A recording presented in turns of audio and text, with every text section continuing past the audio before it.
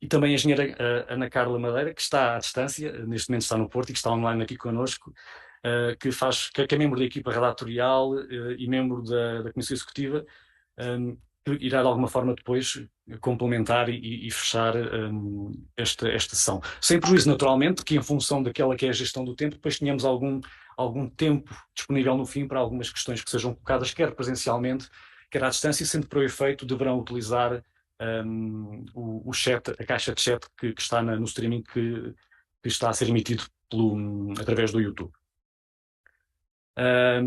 Posto isto, dou desde já a palavra ao professor Gomes Martins, que nos irá fazer então uma breve apresentação daquilo que é a rede de campus sustentável. Muito obrigado, professor. Então, em primeiro lugar, muito bom dia a todos.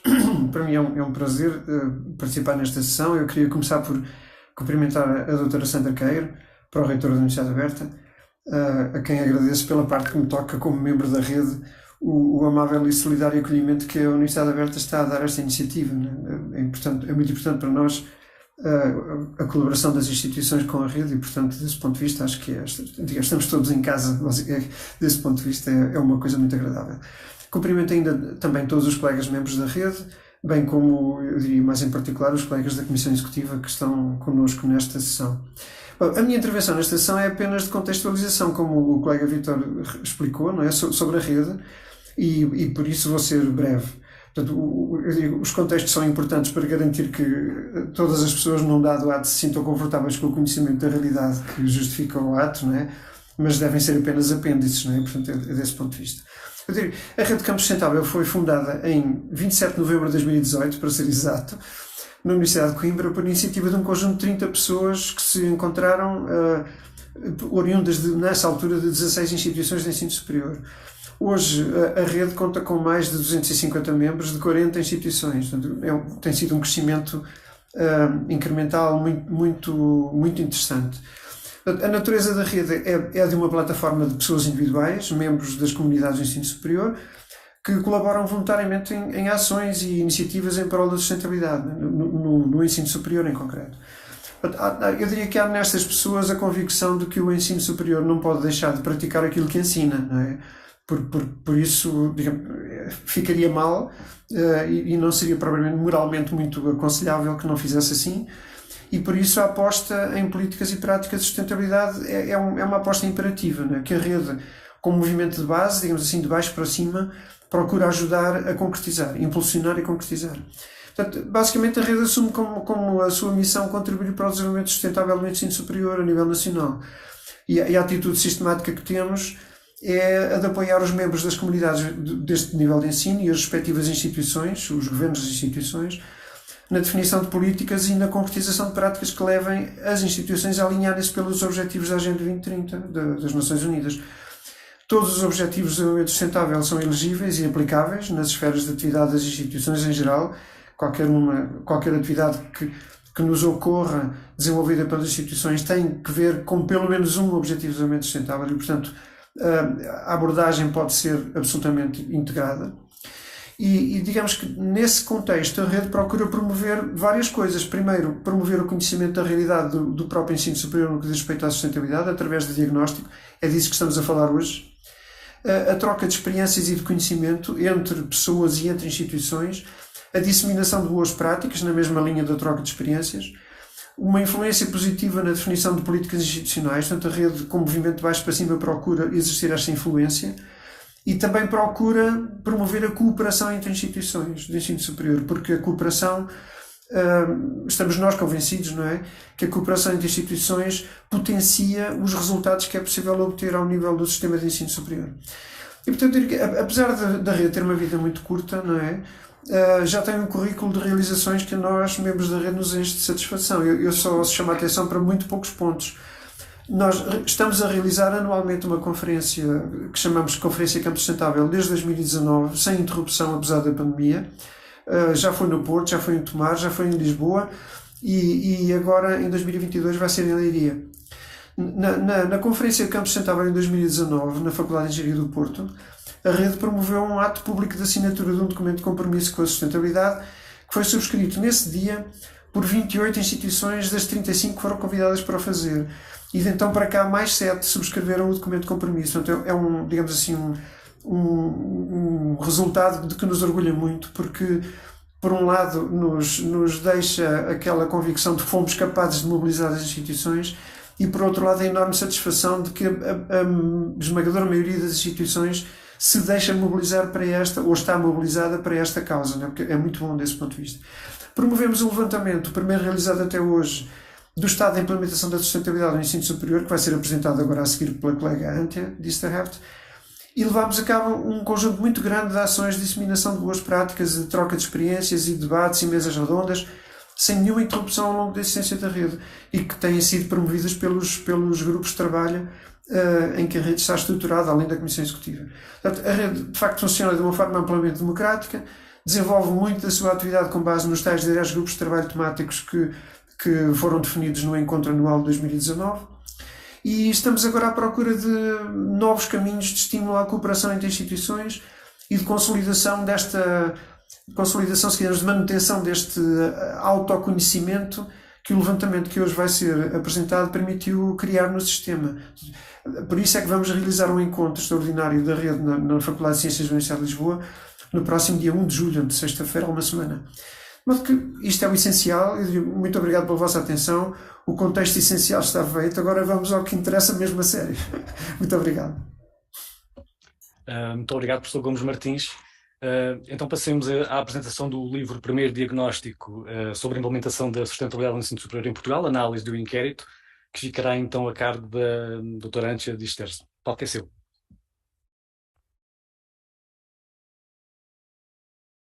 Superior em Portugal.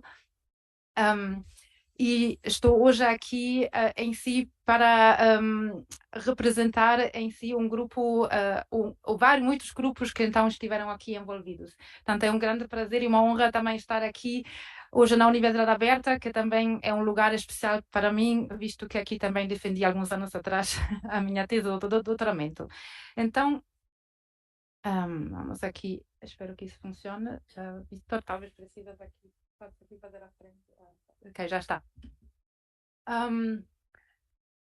O objetivo e âmbito deste projeto tem sido de construir um primeiro diagnóstico para saber o que está a ser feito em relação à sustentabilidade no ensino superior em Portugal.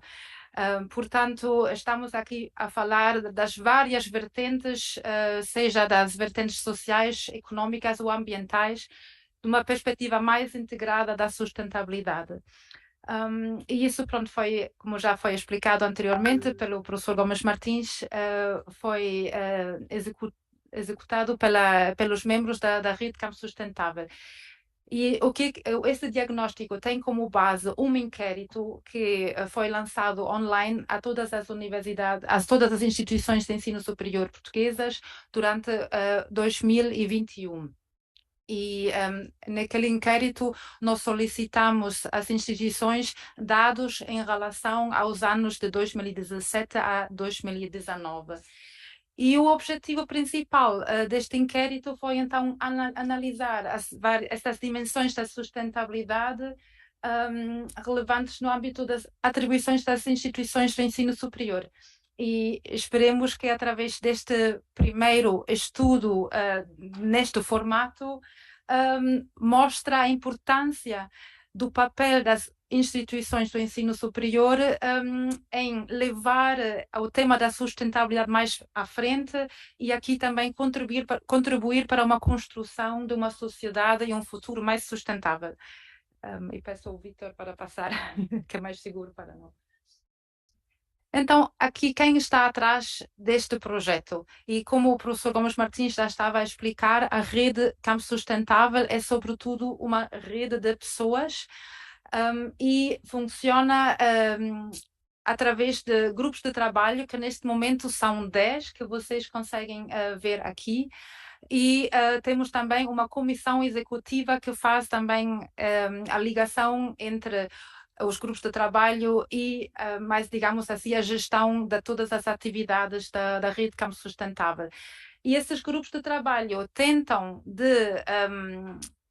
tratar dos vários temas que são todos relevantes para a sustentabilidade e de certeza podiam ainda ter mais temas. Em tema da sustentabilidade, realmente queremos aqui ter um entendimento amplo e mais holístico possível, mas pronto, por enquanto, como também estávamos a dizer, esse é sempre um trabalho baseado no voluntariado. Por enquanto são estes 10 grupos de trabalho que contribuíram. Portanto, e aqui só para ter rapidamente mencionar alguns, pronto, temos os temas da governança, como também o tema da mobilidade, mas também o tema da igualdade de género, só para dar alguns exemplos.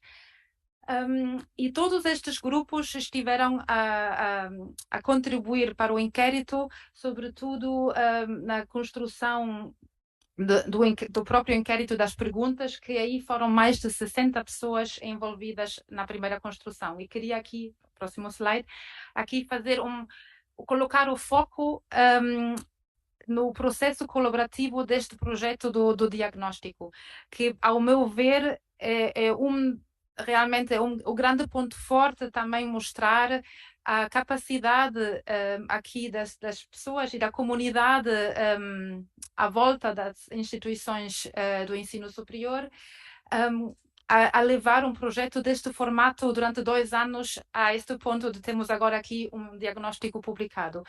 E tudo isso, só aqui um mini resumo deste processo colaborativo.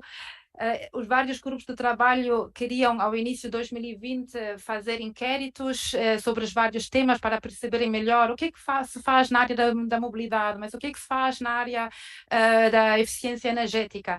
E então houve várias ideias, mas para então não dispersar demasiado, foi então chegamos à conclusão era melhor criar um projeto único, mais centralizado, mas que então com várias secções temáticas e assim fazer um inquérito único que será lançado a todas as instituições. Portanto, isso foi então durante 2020, vocês conseguem ver um pouco esses passos, que foi essa decisão. Os grupos de trabalho desenvolveram as perguntas, depois a comissão executiva tentou de sistematizar e também tentar estruturar mais de forma sintética a primeira versão do inquérito. Houve feedback loops, isso foi outra vez voltado aos grupos de trabalho, que depois também deram outra vez feedback, etc. Até finalmente, em janeiro 21, foi então lançado o inquérito via plataforma SurveyMonkey a todas as instituições do ensino superior em Portugal. Houve depois uma primeira fase de recolha de dados e depois esses dados foram todos anonimizados por um grupo da Comissão Executiva, um subgrupo da Comissão Executiva. Devolvemos os dados anonimizados aos grupos de trabalho, que então trabalharam esses dados que agora estamos aqui a publicar hoje. E pronto, isso também, claro, toda esta fase da análise levou também ainda algum tempo. Quando fechado a análise, houve ainda um grande processo também de edição e, finalmente, no fim de abril de 2022 deste ano, chegamos à conclusão desta edição e começamos a preparar o lançamento de hoje. Portanto, aqui só resumindo, então este foi um esforço coletivo durante 2 anos. Como já disse inicialmente, foram mais de 60 pessoas que colaboraram na construção das perguntas e depois foram na análise 41 membros da rede a contribuir na análise, e são aqui pessoas que vêm de 17 diferentes instituições do ensino superior e afiliados a diferentes centros de investigação. E o próprio inquérito tem 86 perguntas, tem 11 secções temáticas que representam estes grupos de trabalho que eu já mostrei ao início, portanto, e seguiu ao início com uma caracterização da amostra. Portanto, tem mais uma secção mais geral em que perguntamos dados mais genéricos sobre a instituição que estava a responder. E todas as secções podiam ser respondidos respondidas por diferentes peritos na área, porque a ideia era que não há, pronto, numa instituição de ensino superior e como a sustentabilidade é um tema tão complexo, não todas as pessoas têm depois o conhecimento sobre mobilidade ou sobre questões mais sociais, ou pronto, então houve a possibilidade que este inquérito podia ser respondido então por várias pessoas e que depois a instituição submeteu uma versão completa no final. E agora vou só aqui também rapidamente aqui falar da amostra. No total responderam 38 instituições. No final foram apenas consideradas válidas 33 por algumas razões. Pronto, tínhamos que obviamente também tentar aqui ter um rigor científico. E o que é importante aqui, essas 33 respondentes, essas instituições respondentes, olhando para o perfis, estas instituições representam 69% dos estudantes atualmente inscritos no ensino superior em Portugal, e tem aqui um bocadinho também aqui este valor médio dos estudantes. E no próximo slide vou agora só dar dois exemplos. Não podemos hoje aqui entrar muito em detalhe, mas deixamos aqui o convite de depois explorarem o diagnóstico que ficará disponível no website da Rede Como Sustentável e onde poderão ver melhor todos os resultados dessas diferentes secções. Eu trouxe aqui apenas agora um exemplo da secção de Educação e Currícula, que aqui responde à pergunta como é feita, por exemplo, a integração da sustentabilidade nos cursos. E então vemos aqui que a maioria das instituições respondentes criaram unidades curriculares ou alteraram o próprio currículo de certas unidades curriculares. E um outro pilar grande, vemos aqui na segunda coluna de esquerda, é a integração através também dos objetivos do desenvolvimento sustentável. E agora só mais um exemplo do grupo da eficiência energética. Aqui vemos que as instituições que responderam, na maioria, 93%, pelo menos fazem uma monitorização da energia, e depois tem aí naquela secção ainda mais dados que poderão explorar depois na publicação online. E deixo agora aqui algumas observações finais. Este diagnóstico é realmente o primeiro estudo feito desta maneira e desta maneira tão completa, digamos assim, e visa então fornecer um ponto de situação da integração da sustentabilidade no ensino superior em Portugal. Mais uma vez, quero sublinhar que foi um projeto colaborativo e baseado na dedicação voluntária de pessoas ligadas à Academia Portuguesa e à sustentabilidade. Portanto, isso aqui é realmente, dou também aqui um grande agradecimento a todas as pessoas que colaboraram, porque sem o esforço destas muitas pessoas não tivéssemos conseguido levar este projeto ao fim. Os resultados devem, contudo, ser considerados preliminares e dão apenas uma imagem de momento. Portanto, temos aqui, isso foi um projeto com tantas diferentes secções temáticas, e depois também houve várias, reparamos também, houve uma diferente qualidade e quantidade de respostas, então esta qualidade de resposta também não era uniforme.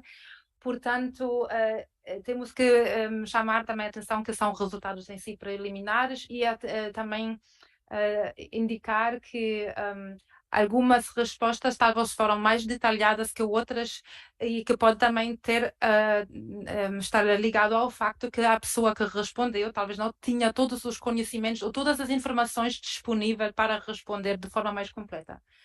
Como lesson learned deste projeto é que verifica-se a necessidade de um observatório de sustentabilidade no ensino superior, visto que atualmente também não há pelo menos na área de educação, relativamente ao ensino superior, não há uma legislação como temos a estratégia para a educação ambiental para os outros níveis de educação em Portugal. Para o ensino superior ainda não há uma legislação deste tipo e, portanto, essa é uma ideia que também a Rede Campo Sustentável quer explorar mais, como eventualmente se poderá criar um observatório de sustentabilidade.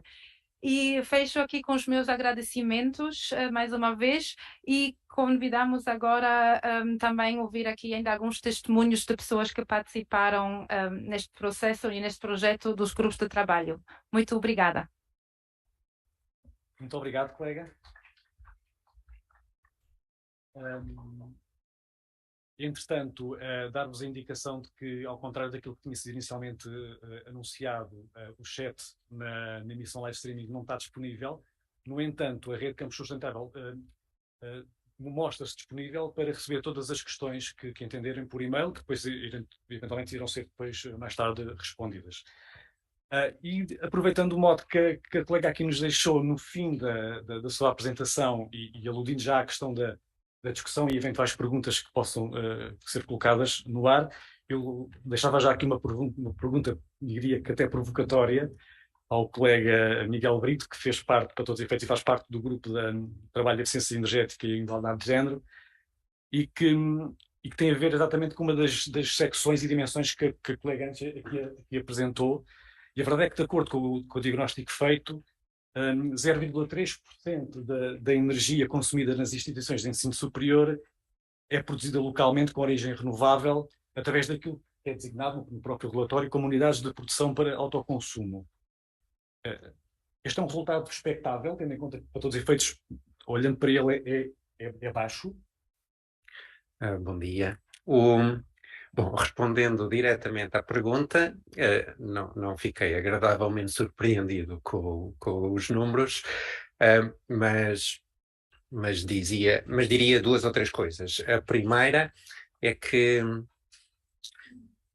uma coisa é a produção local, outra coisa é a produção renovável e, de facto, todas as instituições portuguesas, como todos os consumidores de energia em Portugal, a fonte ou a fração renovável da sua eletricidade é muito maior do que isso, e se calhar daqui a 2 ou 3 anos, com certeza que há de ser 80% ou assim, e por isso, do ponto de vista das emissões, não é uma coisa que me deixa preocupado. Do ponto de vista das instituições de ensino superior, podemos olhar isto da maneira do copo meio cheio, do copo meio vazio. Se for do ponto de vista financeiro, nós sabemos que o investimento das renováveis funciona sempre à partida, por isso eu tenho que fazer um investimento inicial, que, por exemplo, cobrir metade do isqueté com painéis solares, e isso é um investimento inicial que custa dinheiro, e depois vamos ter os proveitos financeiros, já para não dizer ambientais, durante 25 anos. Ora, nós sabemos que as nossas instituições não têm dinheiro para comprar muitas coisas, e por isso é natural que não apareça na lista de prioridade das nossas direções. Se calhar está na lista de prioridades, mas não na lista de pagamentos que podem fazer. Por outro lado, aquilo que eu quero dizer é que há um imenso espaço para crescer, porque a verdade é que se este inquérito tivesse sido feito há 10 anos, com certeza que seria zero.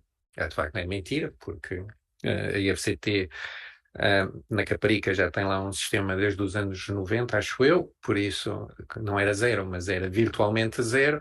Agora começam a aparecer, e diria que daqui a meia dúzia de anos vamos ter que aumentar o inquérito com mais perguntas a explicitar como é que está a ser feita a produção local. Mas eu diria que é uma grande oportunidade que nós temos, não é razão para ficarmos desanimados. Obrigadíssimo, e isto de facto, sendo um diagnóstico, pretende ser uma baseline e garantir que a partir daqui as coisas de facto melhorem significativamente. Sem prejuízo, naturalmente, de muitos dos resultados já terem sido muito, muito interessantes, naturalmente. Obrigadíssimo. Eventualmente, poderá depois participar na discussão mais tarde, se houver mais algumas questões a propósito. A professora Ana Moreira deve ser T9 e membro do grupo de trabalho de educação e currícula e também de igualdade de género.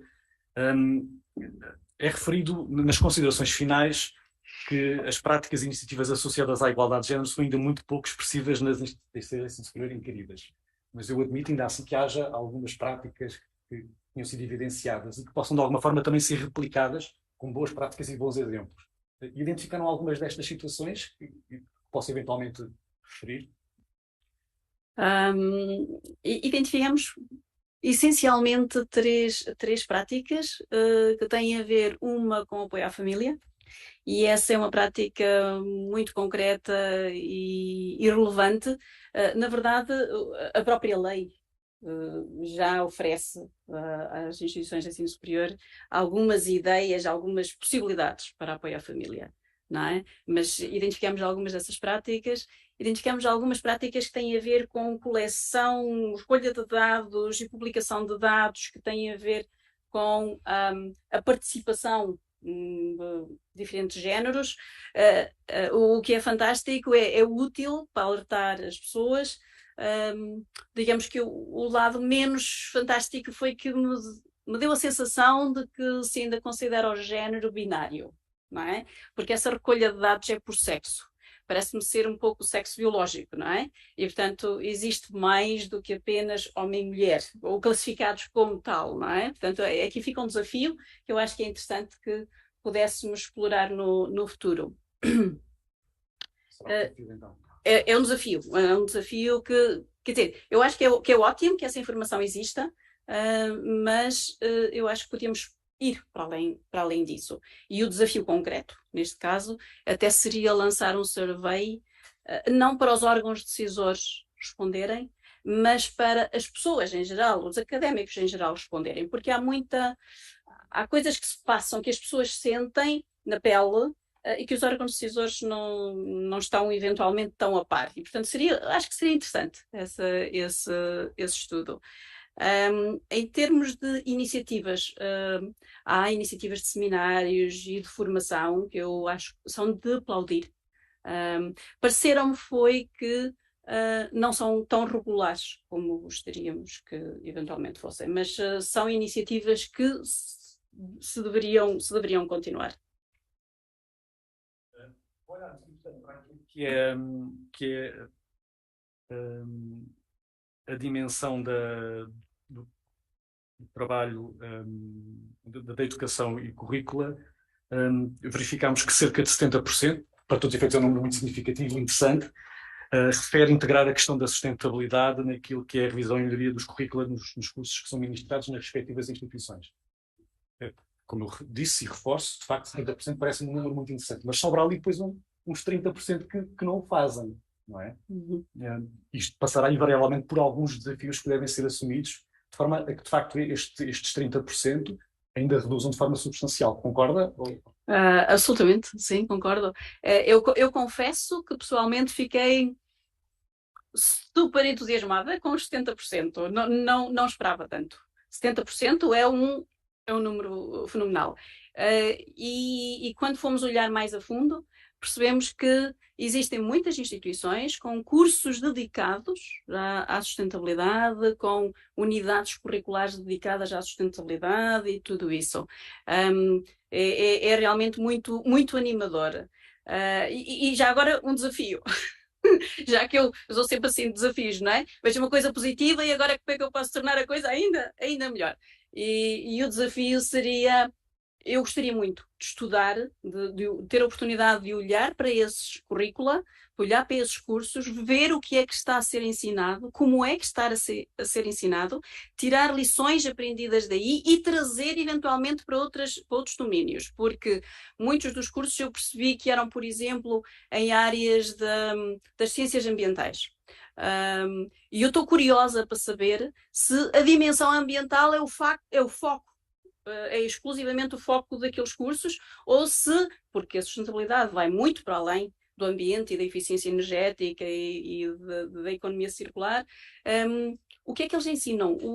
Como é que se faz? Como é que eu posso aprender? Eu sou de informática. por exemplo. E na informática nós temos um bocadinho aquela visão de que, epá, isso não tem muito a ver connosco, mas quando a gente olha de perto, tem a ver connosco. Nós podemos ser um veículo para ajudar à sustentabilidade, mas nós temos um impacto grande no consumo energético, no ambiente, e portanto perceber como é que isso se faz. E a sustentabilidade é multidisciplinar, não é apenas sobre o ambiente, não é apenas sobre aqueles 3 pilares. Em informática, por exemplo, eu tenho a dificuldade de conseguir mapear os objetivos de desenvolvimento sustentável em alguma coisa na informática. Portanto, há aqui muita coisa excitante, há desafios de facto, e eu acho que nós estamos no bom caminho, e tenho algumas ideias do tipo de coisas que poderíamos fazer, e a multidisciplinaridade é fundamental. Os informáticos, por exemplo, eu suponho que noutras áreas disciplinares também, nós estamos a tentar incluir, eu própria, nas minhas disciplinas, em trazer ideias da sustentabilidade para as unidades curriculares que ensinam, mas sinto que estou limitada porque eu não tenho conhecimentos noutras áreas, e era importante ligar as engenharias às ciências sociais, ao negócio, ao business e a outras áreas disciplinares que nós não estamos habituados, porque se eu me foco apenas na área da engenharia e informática, eu posso fazer um bocadinho melhor, mas é pouco. É muito curto, e portanto a multidisciplinaridade é fundamental, e neste grupo, nesta rede, é ótimo ver e eu poder trabalhar com pessoas que vêm de áreas científicas tão diferentes da minha, e às vezes a comunicação não é tão clara porque temos backgrounds diferentes, mas é muito enriquecedor. Ok, muito obrigado. Aliás, e reforça aquilo que o professor Gomes Martins aludiu logo naquela parte introdutória daquilo que se perspectiva para a rede, não é? Desta questão do trabalho colaborativo e da criação de sinergias. Muito obrigado por este seu testemunho. Para essa. Obrigada. Entretanto, temos à distância a Ana Carla Madeira. Olá, Ana Carla. Olá, bom dia. Que é um membro da equipa relatorial do livro, aliás, como a professora Sandra e a Angie. E que teve o trabalho hercúleo, nesta equipa um bocadinho mais alargada, naturalmente, de congregar toda esta informação, e não terá sido garantidamente fácil, assumo eu. Portanto, muito do trabalho que foi desenvolvido pela equipa relatorial passou, naturalmente, por tentar criar aqui este fio condutor para que o resultado final fosse, de algum modo, apesar daquela que é a diversidade das dimensões, dos setores, digamos assim, fosse de facto homogéneo e coerente. Como é que foi feita esta ligação, sem prejuízo daquilo que antes já aqui apresentou, esta ligação aos grupos de trabalho para que se conseguisse chegar de alguma forma a este resultado final? Bem, antes de mais, deixa-me só agradecer à Universidade Aberta, não é? Na pessoa da Sandra, pelo acolhimento desta sessão, e é com grande prazer que estou aqui em representação do grupo redatorial, e muito obrigada pela questão. De facto, a Ântia já explicou muito como é que foi feita a ligação com os grupos de trabalho, e eu gostaria só de realçar que foi muito importante o trabalho dos grupos de trabalho, porque de facto sem eles não teria sido possível. Acabou por ser um procedimento muito simples e natural, pois como a Ântia já referiu, cada tema do inquérito correspondia aos temas dos grupos de trabalho, e foi feita então uma call para angariar voluntários para a análise dos resultados, não é? Quando foi a parte da análise dos resultados do inquérito. E devo dizer que não foi difícil arranjar interessados, realmente arranjamos um grupo de interessados. Também a parte redatorial foi simplificada, porquê? Porque foi elaborado um template, não é? Esse template foi distribuído aos grupos de trabalho, no fundo para que houvesse uma uniformização no tratamento dos resultados. E depois os grupos de trabalho, com este template, analisaram os resultados e enviaram depois então à Comissão Executiva. Este processo, devo dizer que durou algum tempo, uma vez, devo lembrar que somos todos voluntários, não é? E os membros da Comissão Executiva também creio que tiveram um papel fundamental em cada grupo de trabalho, porque foram, no fundo, o ponto de ligação entre o que a Comissão Executiva pretendia depois do trabalho final, portanto, ajudando a orientar o trabalho, não é?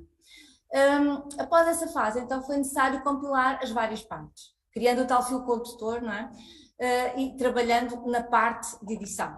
Para isso, então, foi constituído um grupo no seio da Comissão Executiva, constituído, tal como o Vítor já referiu, pelas colegas Margarida Ribaldo, da Universidade do Algarve, pela Ântia, da FCT Nova, e pela Sandra, aqui presente, e por mim, da FEUP.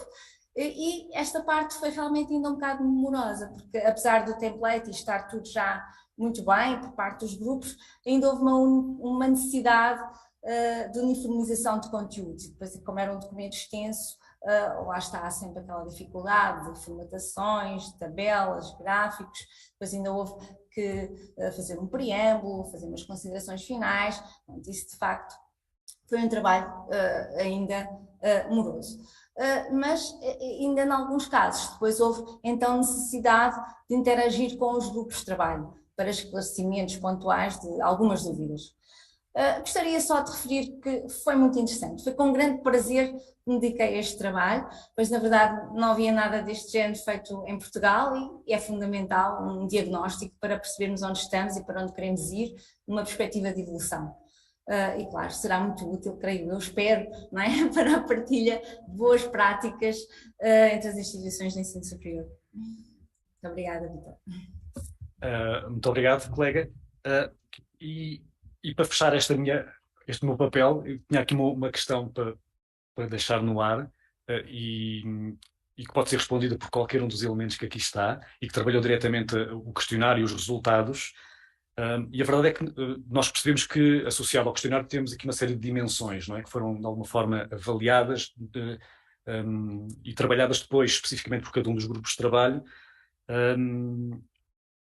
E a minha questão é, para vocês que conhecem um bocadinho em particular o relatório, onde é que as instituições de ensino superior, entretanto, devem apostar? Já percebemos que há bons resultados, mas sendo um baseline, sendo um ponto de partida, admitimos claramente que há espaço para melhorar e já percebemos isso também aqui. Onde é que, de facto, devem as instituições de ensino superior apostar para que numa próxima edição associada à aplicação deste questionário os resultados sejam muito melhores do que aqueles que já foram aqui alcançados? E a questão pode ser dirigida à Ana Carla Madeira, à professora Sandra Queiro.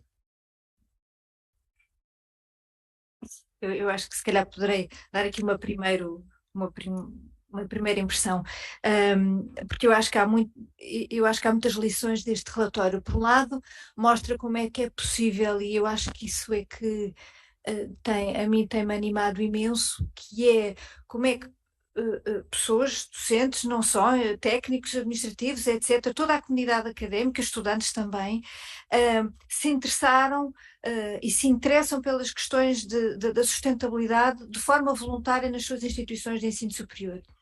E, através dos grupos de trabalho, através da Comissão Executiva, dos congressos, tem sido, cada vez mais, temos mais participação e nota-se que as pessoas trabalham nesta questão voluntariamente, mas por gosto.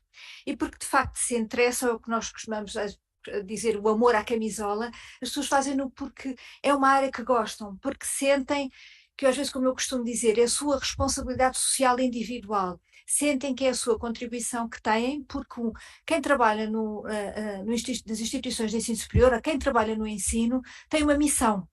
E tem a missão de ensinar, mas tem a missão de ensinar questões, obviamente, que são pertinentes para garantir o futuro das gerações. E isso é o exemplo que observamos com a elaboração deste relatório, com a rede e com os grupos de trabalho, e até internacionalmente a rede já tem sido um exemplo do trabalho que tem sido feito. Portanto, cria-se aqui uma infraestrutura do bottom-up, que vem de baixo, e que de alguma forma pretende dar alguma pressão para quem está nos órgãos do governo. Mas, ao mesmo tempo, também se observa que esta pressão está a surtir efeitos, porque as instituições estão, por exemplo, a aderir às ecoescolas, e que obviamente é uma iniciativa que tem que ter a colaboração dos órgãos do governo da instituição, mas também ela é possível porque há essa estrutura top-down. Sim senhora, vamos, por exemplo, estou a pegar aqui no exemplo da ecoescolas, porque no grupo de educação e currículo temos visto que há muitos exemplos de coisas que estão a ser feitas muito interessantes de implementação na educação do currículo e que o motor é, por exemplo, este projeto ou outros projetos.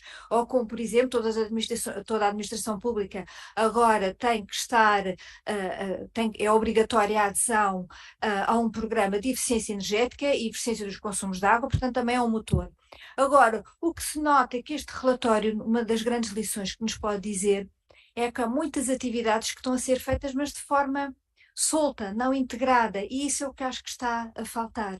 Tem que haver, porque quando nós falamos em implementação da sustentabilidade na instituição de ensino superior, não é só dizer, eu estou a reciclar e estou a separar e não, na nossa instituição nós temos contentores para reciclar os resíduos, mas não é só isto, como a Ana Moreira disse, há aqui uma série de outras questões que têm que ser integradas e têm que ser feitas de forma integrada.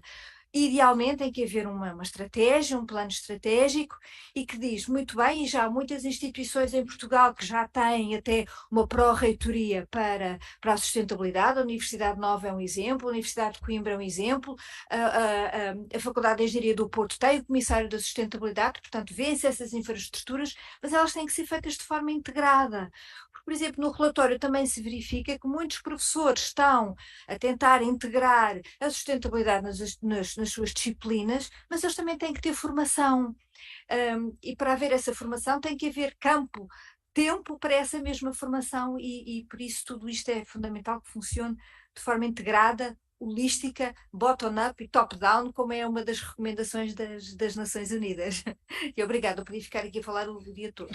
Obrigadíssimo. Não sei se alguma das colegas, entretanto, quer fazer mais algum comentário ou complementar esta abordagem da professora Sandra Queiro. Ana Carla Madeira, que eu só queria referir o seguinte, que eu acho que a resposta das instituições de ensino superior a este inquérito, eu acho que mostra claramente que estão interessadas e que estão empenhadas de facto no trabalho para a sustentabilidade e em melhorar o seu desempenho. E de facto, como eu já referi, é fundamental um diagnóstico para perceber onde estamos e para perceber como é que vamos evoluir. Mas, de facto, a resposta, eu acho que mostra claramente a motivação. E claro que é muito importante também no trabalho da sustentabilidade, e é um papel da rede, a parte da colaboração, da cooperação entre instituições de ensino superior para podermos evoluir. É tudo. Obrigada. Muito obrigado. Antes, não sei se queres complementar.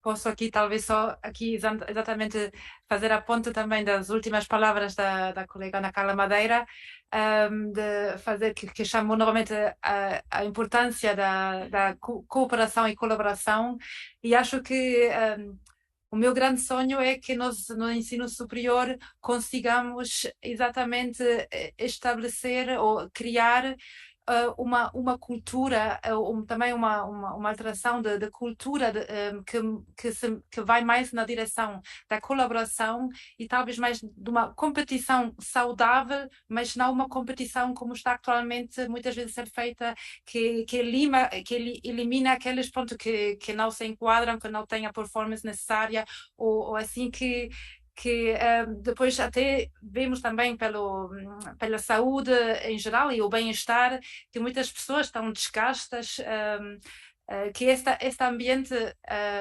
às vezes, de competição tão forte, não é saudável nem sustentável. E então fortifico aqui esta observação da colaboração, e para mim é realmente... o lado importante deste projeto é realmente isso, que nós precisamos fortificar a nossa colaboração e aprender irmos conseguir integrar as diferentes perspectivas, todos nós tenhamos talvez um entendimento diferente também o que é a sustentabilidade, mas é um processo contínuo de evolução e sobretudo aqui também de integrar também os nossos próprios valores pessoais e aqui essa alteração também do mindset, e que para mim também é aquele, então que também espero que possamos aqui contribuir também para cada vez mais irmos para uma cultura de colaboração para um futuro, para um presente e um futuro mais sustentável. Esse seria o meu desejo. Ok, muito obrigado. Entretanto, temos ainda cerca de 10 a 15 minutos para algumas questões. Como eu vos dei a entender, de facto, as questões à distância não vão ser possíveis de ser colocadas para já. De qualquer das formas, dou-vos conta de que o relatório vai estar disponível ainda hoje no site da rede, e que depois podem também enviar as questões que considerarem pertinentes para o e-mail de contacto, que é, para todos os efeitos, geral@redecamposustentável.pt, que aliás está disponível depois no próprio site da rede, e alguém da comissão executiva ou da equipa redatorial garantidamente irá dar resposta às questões que nos queiram colocar. Sem prejuízo disso, temos aqui algumas pessoas na sala e que neste momento, se tiverem alguma questão que queiram colocar, podem não fazer, porque as colegas da equipa redatorial estarão aqui para dar as respostas às vossas solicitações, ou pelo menos comprometer-se em dar respostas se hoje não for possível. Há alguma questão que queiram colocar? Temos ali uma questão. Pergunta muito simples, era só se vamos ter uma segunda edição a ser lançada agora, ou se, entretanto, o Ministério resolveu avançar com aquilo que era ali o último ponto na apresentação inicial, de fazer um observatório para a sustentabilidade e, portanto, tentar esvaziar aqui o trabalho da nossa rede.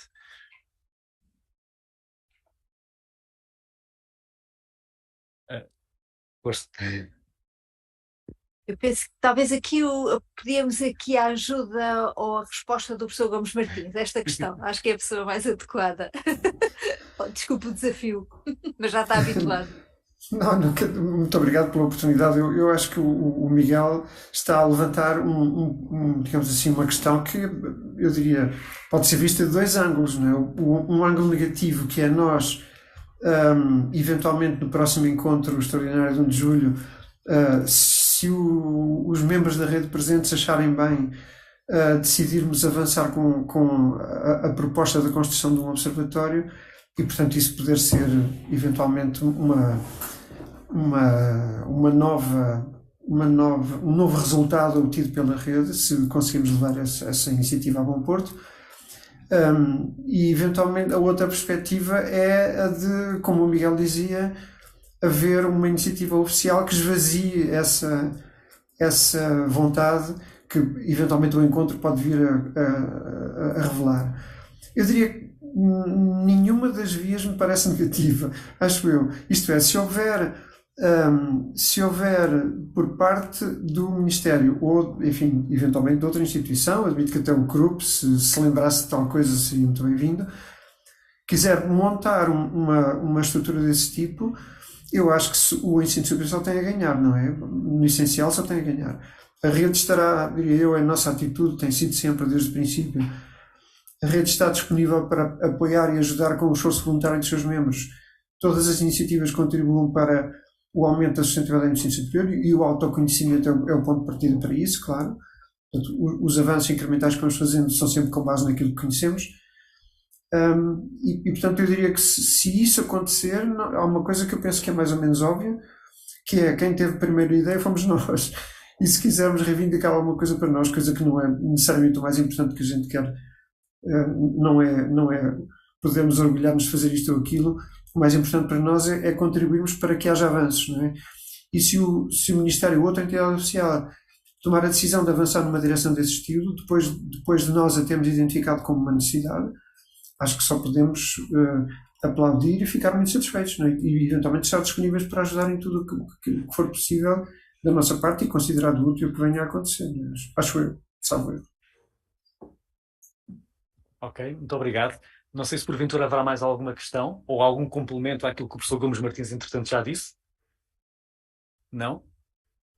Então resta-me agradecer a presença de todos aqueles que estiveram aqui presencialmente e à distância. Um agradecimento especial ao professor Vasco Rato, que está aqui em representação da Câmara Municipal de Lisboa.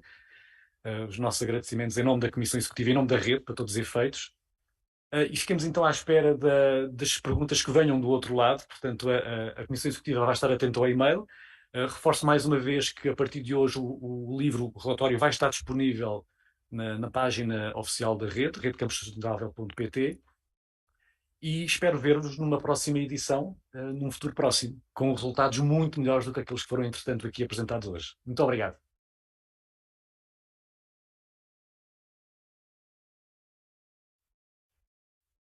Sim, estou-me aqui a relembrar que nós no dia 1 de julho temos um encontro extraordinário na Faculdade de Ciências da Universidade de Lisboa, e contamos com a presença de alguns, se não todos, de vós, neste encontro extraordinário em que vamos de alguma forma discutir o futuro da rede e a rede no futuro. Assumindo aqui já um bocadinho o repto do desafio que nos foi lançado aqui pelo colega, não é? E então espero encontrar-vos lá. Até lá então. Muito obrigado.